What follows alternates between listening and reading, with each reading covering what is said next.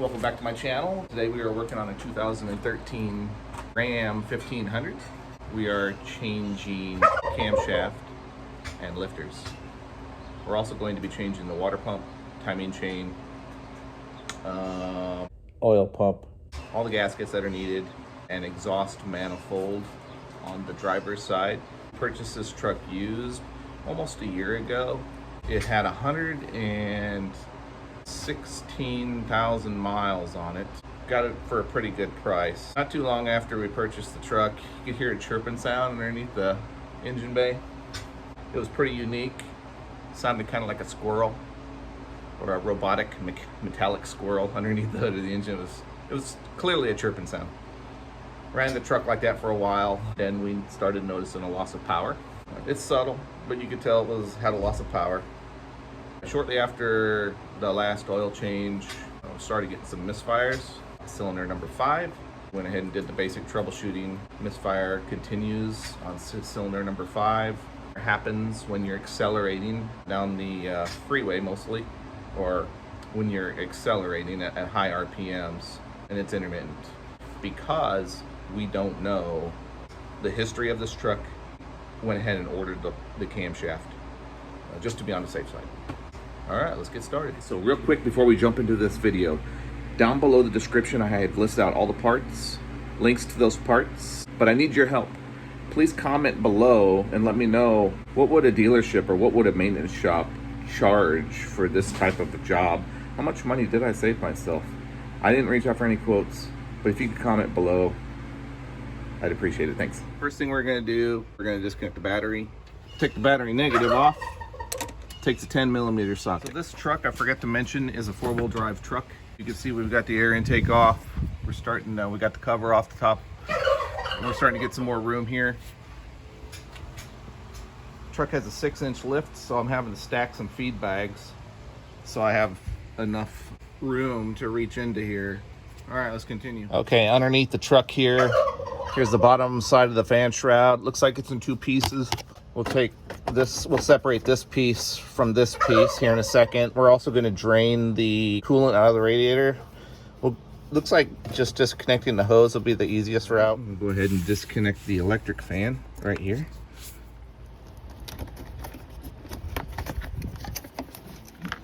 Bottom piece of the fan shroud removed. All right, so there are 2 bolts for the fan shroud on the top, 13mm socket. All right, so before we take the fan shroud out, let's drain this coolant now. All right, so the fan shroud and the electric fan come out together. There's a little clip that looks like this, one on the top, one on the bottom. Those clips are holding the fan, electric fan, to the radiator. Remove those clips, and then they come out together, keeping the top radiator hose connected because there's no need to remove it. Next step, I'm going to take the fan off. So I learned from some videos on the internet that this is threaded backwards, so we're gonna spin it clockwise to loosen it. Wish us luck. Actually, what I'm using is freeze off. While we're waiting for that to penetrate that fan nut, I'm underneath the vehicle spraying this penetrant lubricant on the exhaust manifold bolts, both sides. Let it work its magic down here while we're waiting. All right, also while we're down here, we'll just go ahead and drain this oil.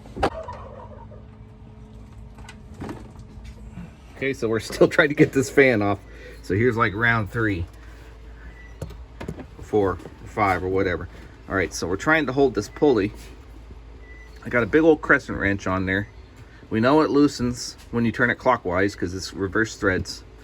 So now we're gonna try to break it free. I've got an Allen wrench up against the tensioner here. I've been spraying it with penetrant lubricant.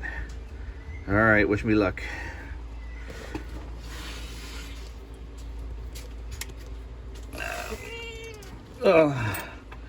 It's definitely pushing on the tensioner. Now the tensioner's moving. Put something like right there to pinch the tensioner. Stay there.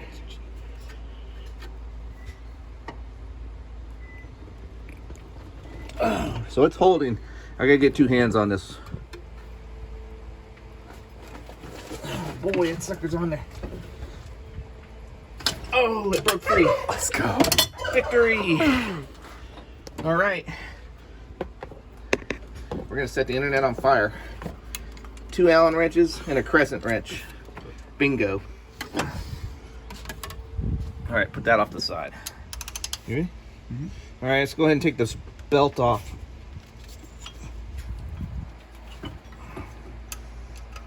I wasn't even paying attention how the stupid thing was routed. We'll figure that out later. We're gonna take these vacuum hoses off and we're gonna take this alternator off. All right, the connector's disconnected. You have to slide that little red tab up and then push down on that black tab, pull it out. Takes a 13mm wrench to get this nut off. And I put the nut back on there so I don't lose it. 15mm socket to pull these bolts out. They're the same length, so we'll put those off to the side. Self a little crowbar. Help you get this alternator out of here.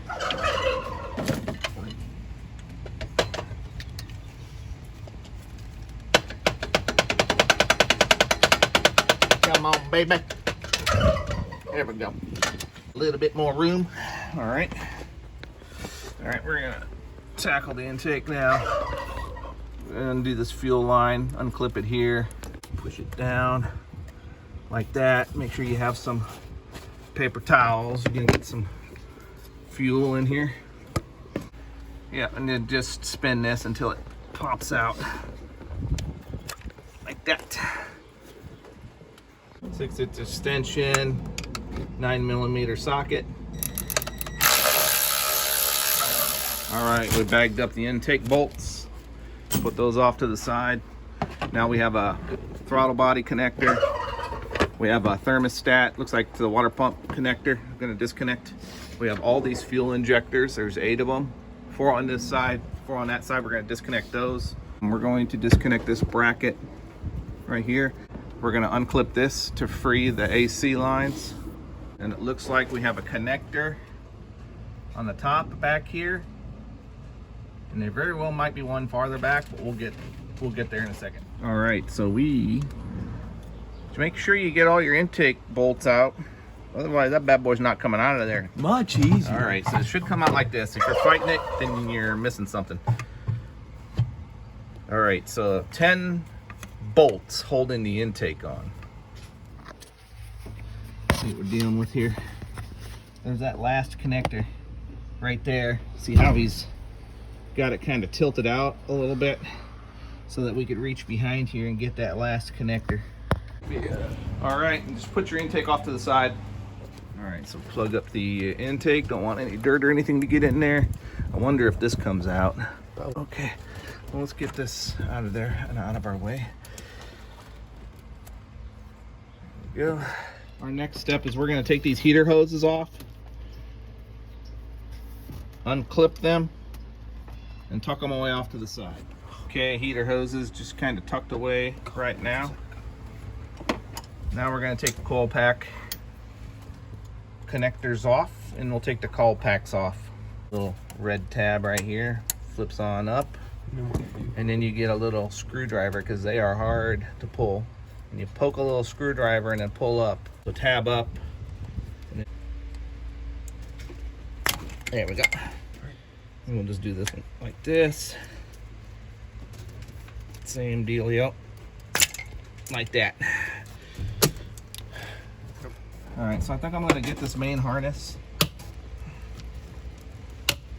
unclipped here.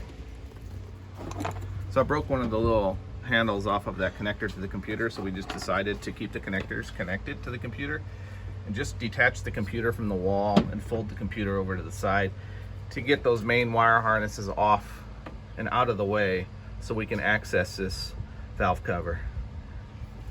Okay, all 8 coil packs are out of the way. I numbered them. You don't have to. I'm just weird like that. That's pretty good braking strength, huh? All right, let's start taking these valve covers off. 9mm socket.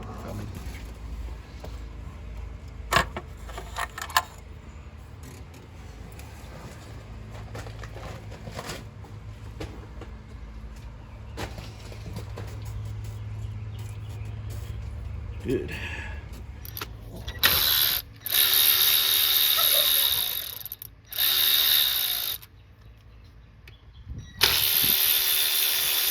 this rocker arm. Take these rocker arms off before we switch over to the other side.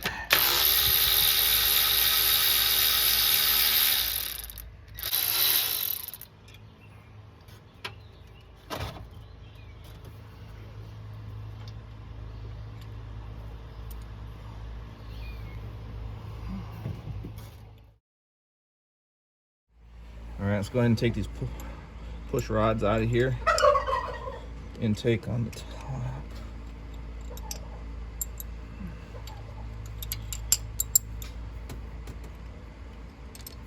That was an exhaust one. There we go. 4, 1, 2, 3. The longer ones are on the bottom for the exhaust, shorter ones are on the top for the intake. The valve cover, so that I don't get them mixed up from right to left. Valve cover on this side is a little bit tighter, but doable. All right, so we just got done taking the bolts off of the exhaust manifolds down below, so it was a good thing that we put penetrant lubricant on them earlier, because it worked out well, and they came off without any issues. Now we're going to start taking the heads off. We have a 15mm socket, and we're going to break these free because they're a little bit tight. I'll use my impact. All right, head bolts are out.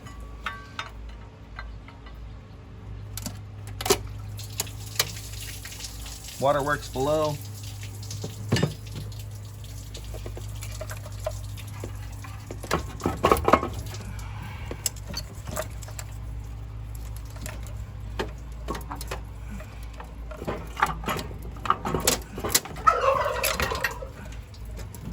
Oh, we got something holding. We have a ground strap. Oh, shoot. Looks like a 13mm wrench. All right.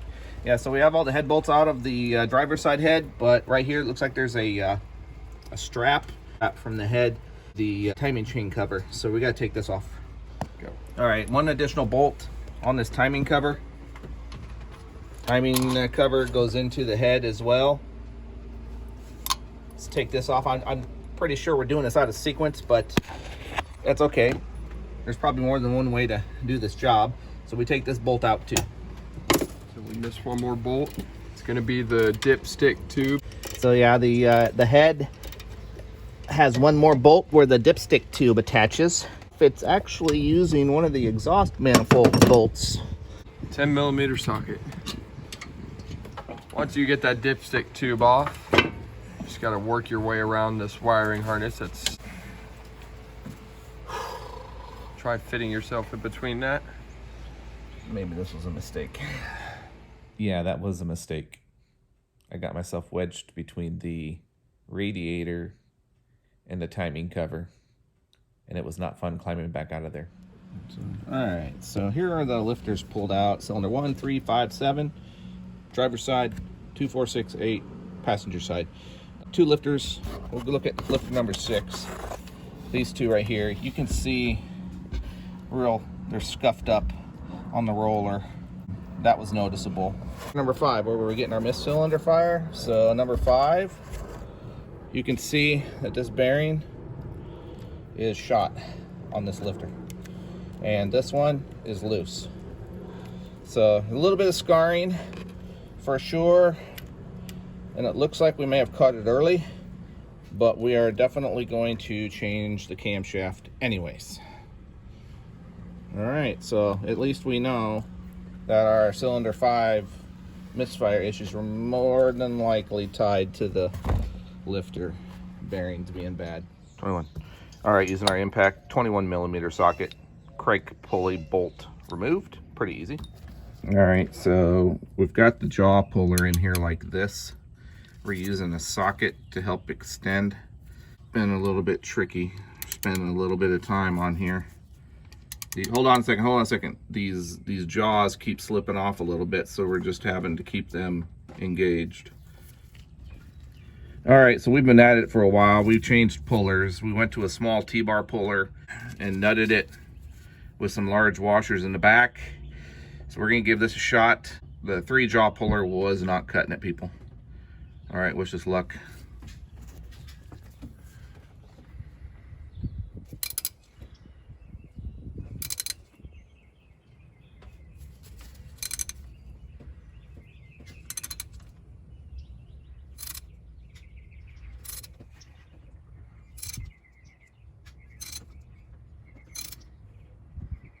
She is on there good. Woo!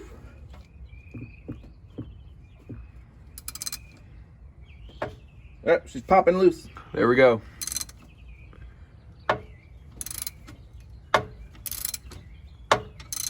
Patience, faith, in a couple hours.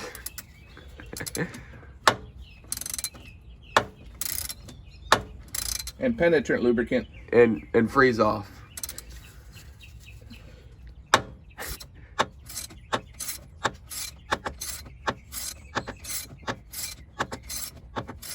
Sorry to stew on this, but I just wanted to share how we were able to get this crank pulley off, harmonic balance, or whatever we want to call it.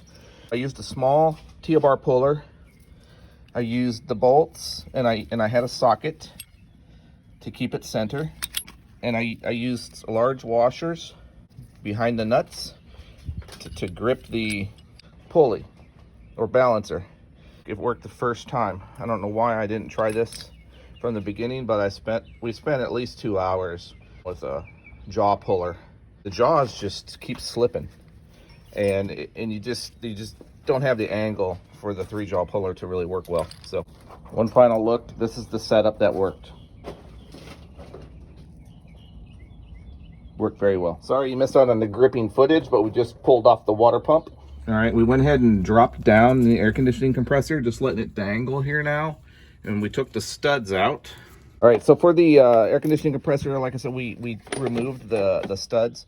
There was a bolt in the back that was holding on, and two studs that were nutted. We went ahead and removed those studs by using this stud removal tool kit. The one that we used was 8mm. Has a series of rollers in there, and when you spin it counterclockwise, they spin inward and they grab onto the stud, and it turns it, and it doesn't damage the stud or the threads. So very handy tool. Now we're going to take this timing chain cover off. We're starting with the forward facing oil pan bolts here, 10mm socket. All right, and while we were down here, there were 5 additional timing cover bolts. 1, 2, 3, 4, and 5. 13mm socket for those. Okay, so we checked, make sure all my timing cover bolts are off, and we're just getting a little nudge here. There we go. Didn't want to hit it with a hammer because we didn't want to break any of this aluminum.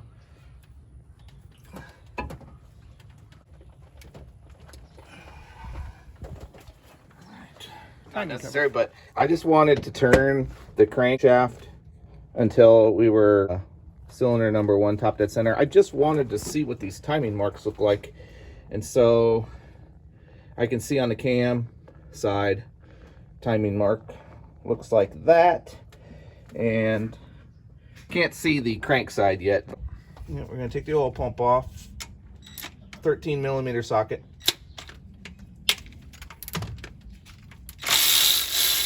So there's one more down here where the pickup tube is. We're gonna try to get this this bolt off of the oil pump without removing the oil pan. That's gonna be our goal. Wish us luck. We're using little baggies to put our hardware in. We have them properly labeled, because if you're like me, have all this hardware laying around, becomes a nightmare. So using a C-clamp and a small Allen wrench, I've compressed this timing chain tensioner and holding it in with that small Allen wrench. So now my timing chain is loose. All right, so our plan, because we saw videos online that you could actually spin this oil pump enough to access this bolt, but I'm realizing that we can't, and I think it's because the pickup tube has an additional bolt down there holding it into place. So it looks like we are going to have to drop this oil pan. Fingers crossed that our 6-inch lift on this 4-wheel drive truck is enough to give us room to get that oil pan off. So the answer is yes, you can drop that oil pan with a 4-wheel drive truck if you have a lift kit on the truck. We have a 6-inch lift on this truck, thank goodness, because we had to drop this oil pan 3 times. I won't get into the details. But if you watch my video, I point out all the little issues that we run into, or that you could run into. And if you watch out for those details, you'll only have to drop the oil pan once. As we took off all the bolts and we double checked, there should be, I think, 21 we counted. I hit it with a mallet, right, left side, and right side. We tried jumping on it before, it wasn't working. We did get the oil pan off. There was still oil in it after draining for overnight, so no matter what, you're gonna have oil in your oil pan. All right, so underneath, yeah, as described, it was a bear to break free from this gasket, but using a rubber mallet seemed to do the trick. Don't try to use screwdrivers or pry bars. You don't want to damage the surface. All right, so we have a screw right here that we need to, or a bolt. It's a nut. It's a nut for this pickup tube here. That's why we couldn't get it to twist to get that oil pump off. So we're here now. Oil pan off. Took the oil pump off. Now we're going to take the remove this. Take that off. And then, all right, grab this. All right. So just took this bolt off. Now we're going to take the timing chain off. Our oil pump is at. All right, with the cam phaser off, now we have a T28, Torx T28, and we're going to break this cam plate free. All right.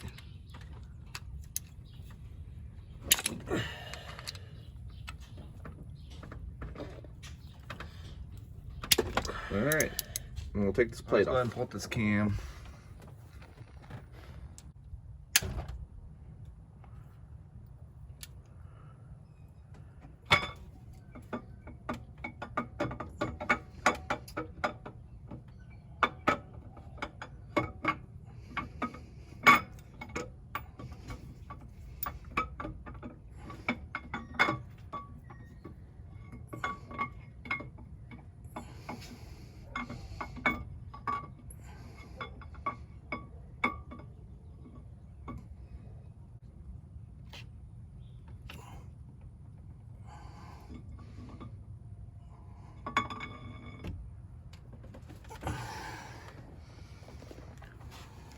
Yeah, look at that.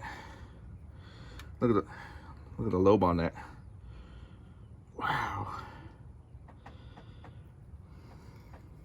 Yeah, it's a good thing that we ordered the camshaft. All right. Okay, old camshaft, new camshaft.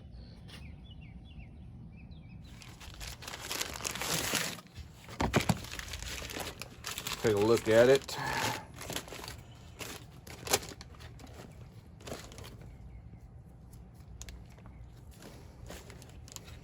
Make sure we didn't get a used one.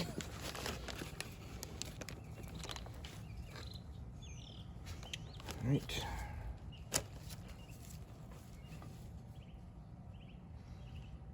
Okay.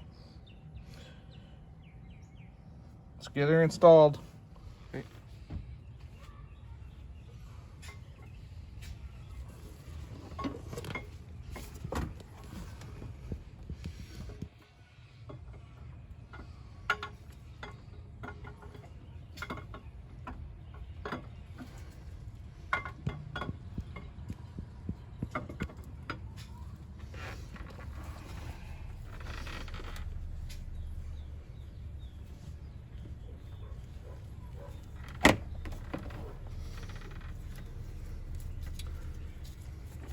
We're using engine assembly lube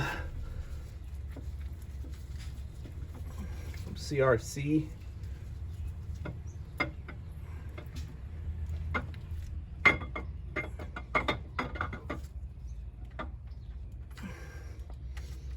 Alright. And that's how you get the camshaft in. We pushed it in the rest of the way using our cam phaser. Just lodged it into place and kind of rotated it till she went flush, and now my cam is in there flush.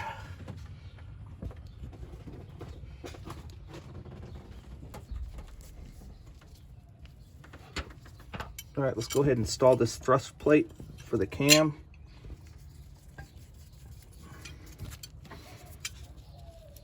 We lost one of these. Spent about an hour looking for it. Alrighty, don't drop it like we did.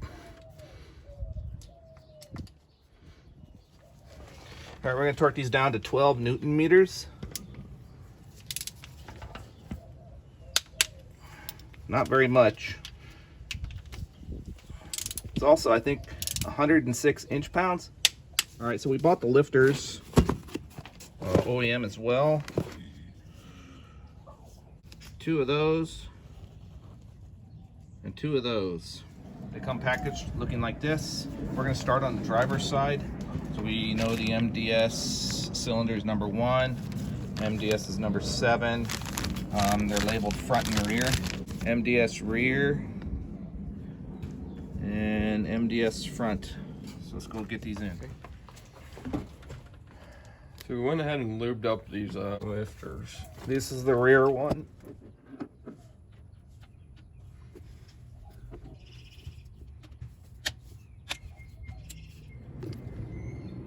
All right, the MDS front, driver's side, all lubed up, ready to go.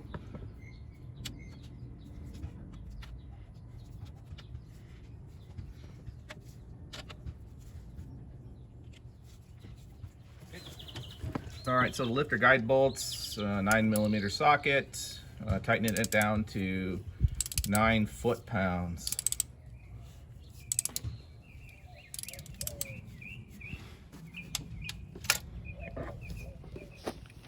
All right, so he's putting in the rear on the passenger side now. MDS is towards the middle. I'm gonna lube up the front ones. MDS towards the middle, front, passenger side. All right, so now we're ready to put the oil pump on. I bought a new oil pump. And we also purchased a new pickup tube O-ring while we were at it. Okay, so I removed the old timing chain tensioner and the old original timing chain guide. Going to replace them with the new. All right, the tensioner and the guide bolts use a 10mm socket, tightened to 11 Newton meters.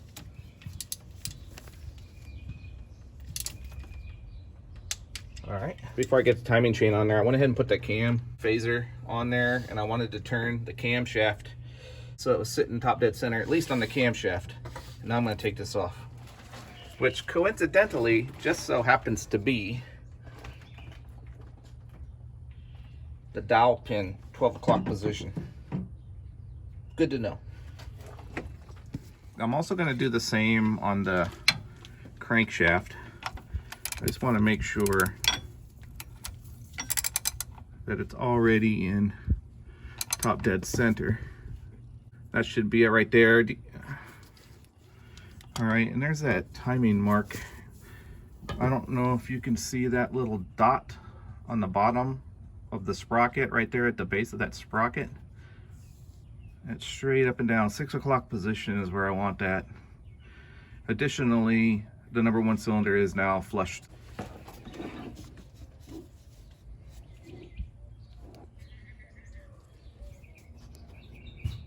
All right, so there's a dark chain link to line up with the timing mark down here. All right, and on the top side, there's 2 chain links that straddle the timing mark. All right, timing chain's on. All right, so this cam phaser bolt, 63 foot-pounds. Let's hope it doesn't spin on me here.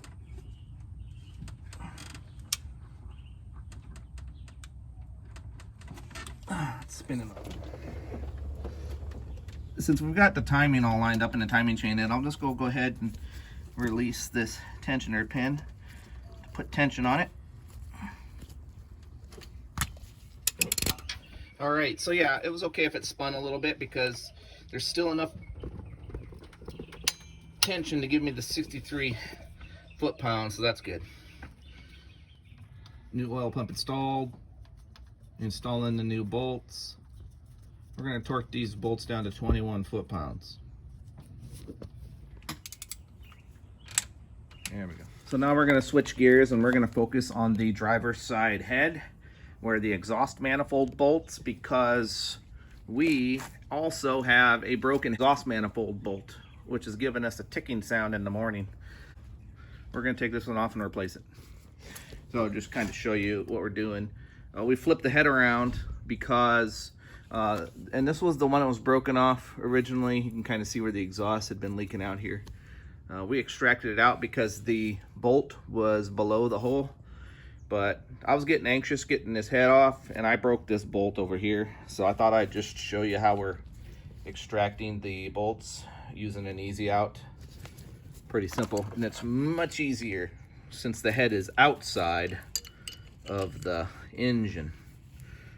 And then you just use an easy out, take your time drilling the holes, extract that broken bolt. I also bought new exhaust manifold bolts. They did not come with the exhaust manifold. I will put reference to these below the description of the video as well. Well, it did come with the gasket, and it came with the bolts, new bolts and nuts for this side, bolting to the exhaust of the truck. So that would be like this. All right, new oil pan gasket. Cleaned out the old oil pan. All right, installing the oil pan and the gasket. I cleaned the surface. I put silicone in all four corners. But I tell you, they give you keepers with that gasket to hold the gasket and the oil pan in place. They're a lifesaver. All right, make sure you put the pickup tube back on after your oil pan gasket. Otherwise, you'll be removing your oil pan to put the pickup tube on like we just did. All right, so before you put your oil pan on, make sure that your dipstick is not folded up under here like this. Make sure it's coming down through here. Otherwise, you won't be able to pull your dipstick out. All right, go ahead and stick it in. Okay, with the oil pan on, now we're cleaning the surface of the engine block where the heads will mount. We're also taking compressed air and we're blowing it into where the head bolts will go to get the water out of it. So we're blowing the water out of these holes for the head bolts. Tedious process, but just make sure the surface gets all clean and dry before we put the head gaskets on. Same with the head itself. All right, so we're going to do the driver's side first. It seems to be the toughest. We have new head gaskets. All right, so the left one, we're going to start with the driver's side, marked left, and the head gasket for the right side. So it fit into place much easier than I thought it would. Move that wire harness up out of the way, and those guides guide it right into place. We do have a dipstick tube that bolts to the exhaust manifold, so we'll go ahead and secure that dipstick tube. Went ahead and bought new head bolts. So I'm lubing up the head bolts using that same engine lube. All right, so I have the torque sequence of the head bolts. And these three main steps on how to torque the head bolts down. All right, so the passenger side head is bolted down and torqued properly. I will tell you that last 90-degree turn on those larger bolts gave me a little bit of a workout, but hey, that's good. Okay, so rocker arms on both sides have been installed and torqued down. We purchased a new water pump as well. We're going to go ahead and install this on the timing cover, at least partially install it before we, okay, as I say, please tell me there's a gasket in there before we put the timing cover in. Like that. All right, and we've already cleaned the surface of the timing cover.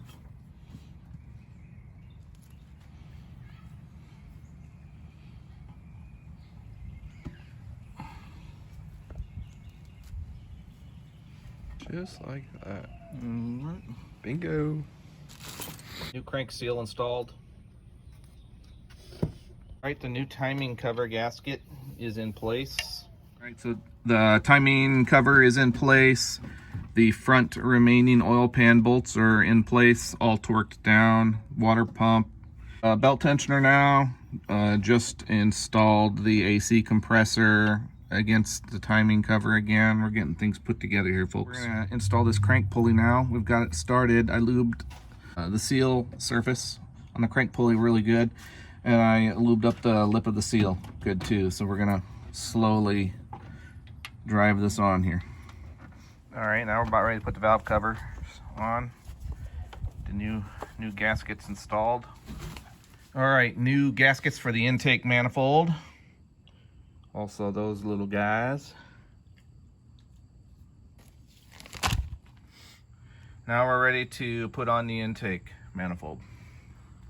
All right, we're finishing up installing all the brackets, connecting the leftover connectors and vacuum lines. All right, so for the air conditioning compressor, don't forget about the bolt that goes in the rear. Alternator installed, serpentine belt installed. Fans going in. Electric fan. So the electric fan, the fan shroud, top radiator hose, air intakes all going in right now. So oddly enough, the grounding strap that went to the back of the heads, each of the heads, there was a third point where it connected, and evidently it connects to this heat shield here, but it was just dangling loose. So I went ahead and went to the other side of the heat shield and utilized a screw, and then connected the grounding strap to there. At least it's the same component that it's attached to, and it's not sitting there dangling. So we've added the oil. We filled the oil filter with oil before we installed it. And we added the rest of the oil. Now we're adding the coolant, and I have the bleed plug off of the top of the water pump, and we're gonna pour coolant in there until we start seeing it come out of there.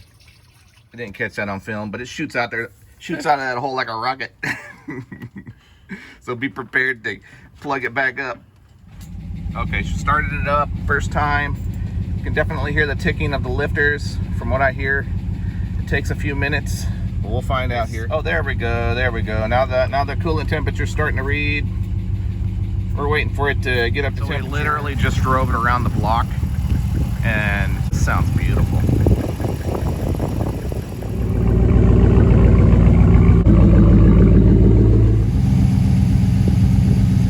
At temperature, it looks like the oil pressure is 23 psi. I thought it was going to be higher than that, but at least it's not down in the 17 mark. So thank you for tuning in. I hope this video has helped someone out there, or at least given someone a source of entertainment.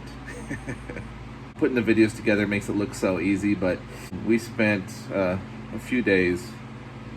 If you like this video, please click that like button and check out the content on my channel.